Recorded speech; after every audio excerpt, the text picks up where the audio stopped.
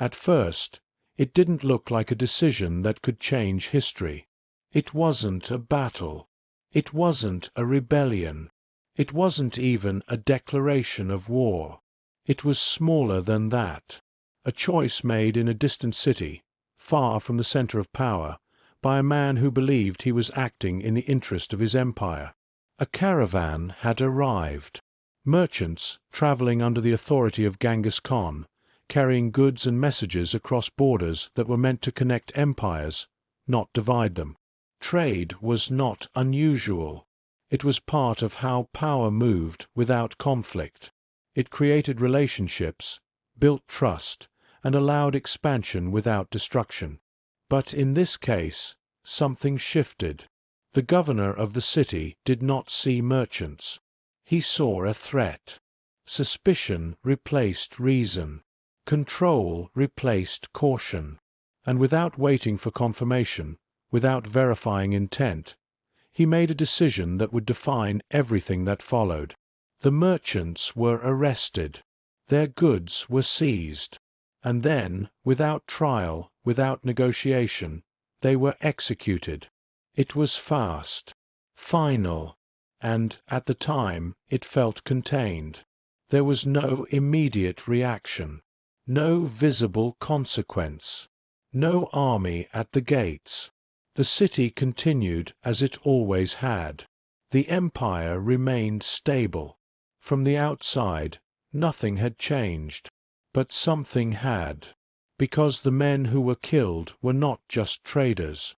They were under the protection of Genghis Khan. And that protection meant something very specific. When the news reached him, the response was not immediate. There was no visible anger, no sudden movement, no emotional reaction that could be easily understood or measured. There was silence. And that silence mattered, because for Genghis Khan, this was not just about death. It was about meaning, about what the act represented, about what it said. Because in his world, there were rules that could not be broken without consequence, rules that existed not because they were written, but because they were understood. And one of those rules was absolute. Envoys were not to be harmed, not questioned, not delayed, not touched. They were the line between peace and war, and that line had just been crossed. The governor did not know it. The city did not know it. The empire did not know it. But in that moment, everything had already changed. If the story had ended there, it might have remained a localized mistake, a misjudgment, a decision made under pressure that could still be corrected. Because after the merchants were killed, Genghis Khan did something unexpected. He did not attack.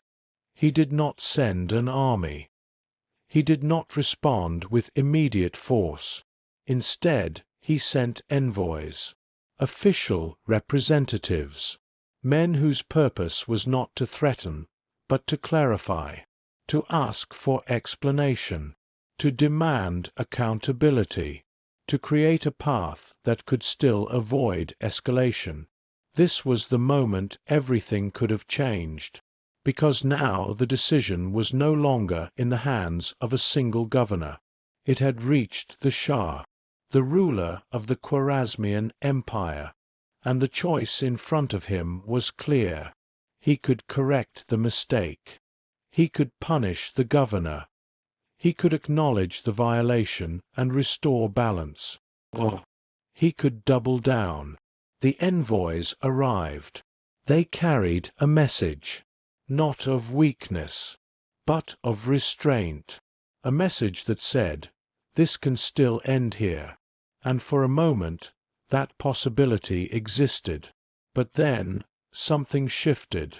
Whether it was pride, fear, or miscalculation is still debated. What matters is the decision that followed. One envoy was humiliated, publicly. His beard was burned, a symbolic act, an intentional insult. The others were executed, just like the merchants before them, and with that, the second chance disappeared, because this was no longer a misunderstanding.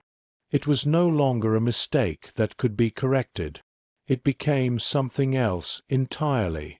A statement, a refusal, a declaration that the rules no longer applied. And for Genghis Khan, that meant only one thing. The response would not be limited. It would not be proportional. It would not be immediate in the way they expected. It would be something else. Something slower, more calculated, more complete, and far worse than they could imagine. The Shah believed he had made a statement. He believed distance would protect him, that whatever response came would take time, that it would move slowly, predictably, like every other war he had seen before. He was wrong, because Genghis Khan did not respond like other rulers. He did not gather a single army and march forward in a straight line. He did something far more dangerous. He divided his forces, not into chaos, but into precision. Multiple armies, multiple directions, multiple targets, each one moving independently, yet connected by something the Khwarazmian Empire did not have: coordination at speed. The invasion did not begin with a warning. It began with arrival. Cities that believed they had weeks had days. Some had hours. The Mongols did not announce themselves. They appeared. And when they appeared, it was already too late to prepare. Communication inside the empire collapsed almost immediately. Messengers could not move fast enough. Orders arrived after events had already happened. Cities that expected support found themselves alone. And the most dangerous part was not the attack itself. It was the pattern, because the Mongols did not move randomly. They targeted structure, trade routes, key cities, points that held the empire together. And once those points were hit, everything began to disconnect. The Shah tried to respond. He gathered forces, issued commands, attempted to build a defense. But every time he moved, the Mongols were already somewhere else. Every plan reacted to something that had already passed. And slowly, the realization began to spread. This was not a war. This was a dismantling, and it had already begun. At first, some cities resisted. They believed in their walls, their numbers, their ability to hold, because in every war before this, resistance had meaning. It bought time. It created negotiation. It led to survival. But this war was different, and the Mongols made sure that difference was understood. The first cities that resisted were not just defeated. They were used, not randomly, not uncontrollably, but deliberately. Each outcome was visible. Each result was meant to be seen by the next city in line, because this was no longer about conquest. It was about message. When a city resisted, the consequences were not limited to leadership or military loss.